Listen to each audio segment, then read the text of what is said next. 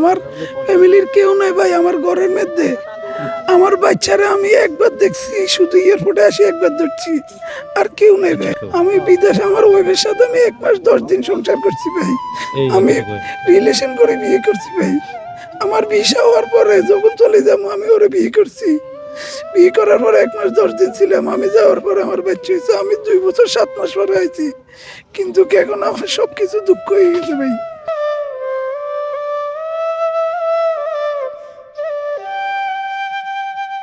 ছোট একটা জানালা ছিল, আমি বাইরেছি। বাইরানোর পর আমি আমার মারে টান দিতেছি, আমার মা আমার নানুরে ধরে রেখছে, আসতেছে না।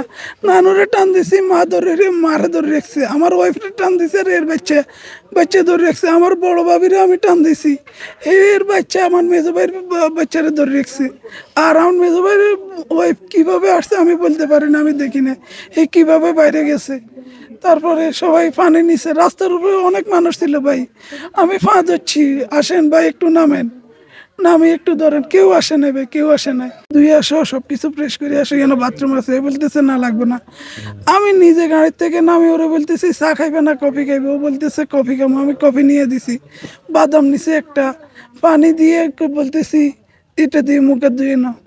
এই পানি দিয়ে মুখে ধুয়ে না, এর উপরে বলতেছে আস্তে আস্তে। এক হাতে চা খায়, এক হাতে স্টার্টিং, হেরাতে এক হাতে স্টার্ট দিছে গাড়ি।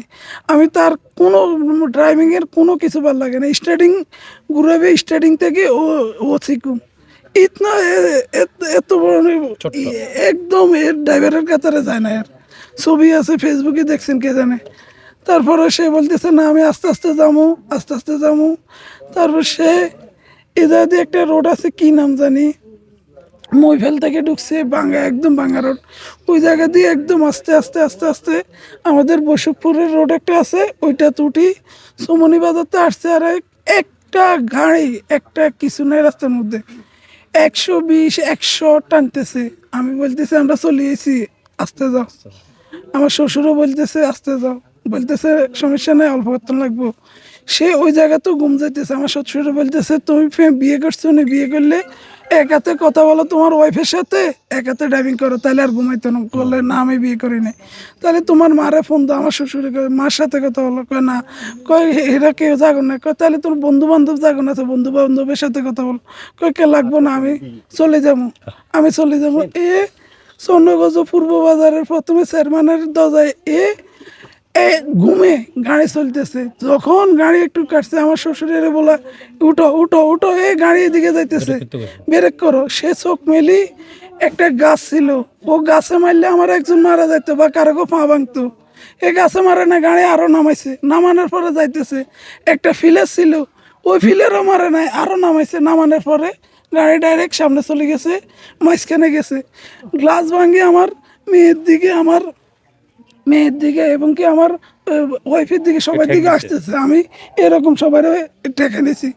গাড়ি পানিতে পড়ার পরে 10 মিনিট আমরা এখান থেকে অন্তত 100-200 হাত এদিকে যাইতেছি, 10 মিনিটের নতুন গাড়ি এরকম ভাসতেছে পানির উপরে। আমার শ্বশুর আর আমার বাবা গাড়ি থেকে বাইরে গেছে, এরা সামনে ছিল। বাইরে গিয়ে যাওয়ার পরে এরা বলতেছে তুই গাড়ির লক খুলে দে, এরা বাইরে যাইবো। আমরা দরজা খুলে দিই। আমি ভিতর থেকে বলতেছি লক যদি না ধরে পানির কারণে চাবি দি দে। এরা বাইরে থেকে চাবি খুলে দিব। কি করছে, চাবিও দেয় না, লকও খুলে না। ও সাইডের দরজা খুলি, বাইরে যাওয়ার সাথে সাথে ওইখান দিয়ে পানি ঢুকি, সামনে সাইড গাড়ি এরকম হয়ে গেছে। ছোট একটা জানালা ছিল, আমি বাইরেছি। বাইরানোর পর আমি আমার মারে টান দিতেছি, আমার মা আমার নানুরে ধরে রেখছে, আসতেছে না। নানুরে টান দিছি, মারে ধরে রেখছে। আমার ওয়াইফরে টান দিছে, আর এর বাচ্চা ধরে রেখছে। আমার বড় ভাবিরে আমি টান দিছি, এর বাচ্চা আমার মেজো ভাইয়ের বাচ্চারে ধরে রেখছে। আর আমার মেজো ভাইয়ের ওয়াইফ কিভাবে আসছে আমি বলতে পারি না, আমি দেখি না কিভাবে বাইরে গেছে। তারপরে সবাই পানি নিছে, রাস্তার উপরে অনেক মানুষ ছিল ভাই। আমি ফা ধরছি, আসেন ভাই একটু নামেন, নামি একটু ধরেন। কেউ আসে নাই ভাই, কেউ আসে নাই। আমাদের ডুবুরিরে কল দিছে, আমাদের বাংলাদেশের কারণ ডুবুরিরে কল দিছে, ওরা আসছে ফায়ার সার্ভিস। ওই জায়গায় আগুন লাগছে, আগুন নিবে তো ফায়ার সার্ভিস। ওই টাইমে ডুবুরি আসলো, আমার সবাই কেউ না কেউ বাসে। তারপরে ডুবুরি আসার পরে আসে নাই, ফায়ার সার্ভিস আসছে। ফায়ার সার্ভিস আসার পরে এরা এদিক সেদিক আধা ঘন্টার মতো ঘুরতেছে, পুলিশ এরা। তারপরে এক ফায়ার সার্ভিসের কর্মী বলতেছে আমি নামবো, আমি উঠামো, এ না আমি গাড়ি বাইর করছে, গাড়ি কোন জায়গায়, গাড়ি বাইর করি। তারপরে একটা ওই পুলিশের এটা কি বলে রেকার উঠাইছে, রেকার নিয়ে আসছে, রেকার নিয়ে আসি গাড়িটারে যেভাবে উঠাইতেছে, উঠানোর পরেও আমার ওয়াইফ জিন্দা ছিল, মরে নাই ওই টাইমও। ইয়ে প্রথমে স্বর্ণগর ন্যাশনালে দিছে, ন্যাশনালে বলতেছে তোমরা প্রাইমে নিয়ে যান, স্বর্ণগর ন্যাশনালে বলছে এই জিন্দা আছে, শ্বাস লইতেছে, ওর ওর অক্সিজেন লাগাইছে, অক্সিজেন টানতেছে। ন্যাশনালে বলতেছে ওরে জরুরি আইসিউর ভিতরে নিলে বাঁচবো। প্রাইমে নিছে, প্রাইমে নেওয়ার পরে প্রাইমের ডাক্তারের কাছে আমার ওয়াইফের ওর বোন 3 জন প্রাইমের ডাক্তারের ফাঁদ হচ্ছে। প্রাইমের ডাক্তার এক কথায় বলতেছে পুলিশ এই জায়গায় আসা ছাড়া আমরা চিকিৎসা করবো না। পা ধরে বলতেছে এর মরে যাইতেছে, এর একটু আইসির ভিতরে নেন, ওরা নেয় নাই। কি কারণ আমাদের দেশে আমরা বিদেশ দেখছি কোনো দুর্ঘটনা হয়েছে ফেরস্তার মতন 1 সেকেন্ড লাগে না, কেউ ফোন দেয় না, কেউ ফোন দেয় না ভাই, কেউ ফোন দেয় না। 1 মিনিটের ভিতরে ওরা আসি, সামান ফুড়ি যায়, সব চলে যাক, মানুষ কি আছে ওরা আগুনের ভিতরে ঢুকি যে মানুষের বাইর করিয়া নিয়ে আসে। আর আমার দেশের কানুন ডাক্তারে বলতেছে পুলিশে যাত না আসলে চিকিৎসা করবে না, এই মৃত্যুর সাথে লড়াই করতেছে।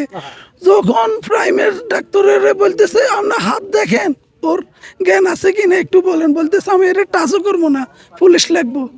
এই কারণ আমাদের দেশে হসপিটালের আর প্রশাসনের লোকদের কি বলছে বুঝছেন, আর কিছু বলে না। আমার ফ্যামিলির কেউ নাই ভাই, আমার ঘরের মধ্যে আমার বাচ্চারা আমি একবার দেখছি, শুধু এয়ারপোর্টে আসি একবার ধরছি, আর কেউ নেই ভাই।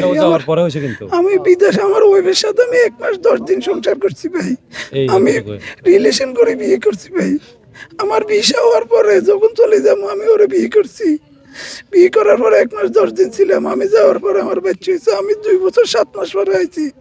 কিন্তু এখন আমার সবকিছু দুঃখ হয়ে গেছে ভাই, এর সবকিছু। একটা জিনিস খেয়াল করছেন যে মানে গাড়িটা ডুবার ব্যাপারটা খেয়াল করছেন নি?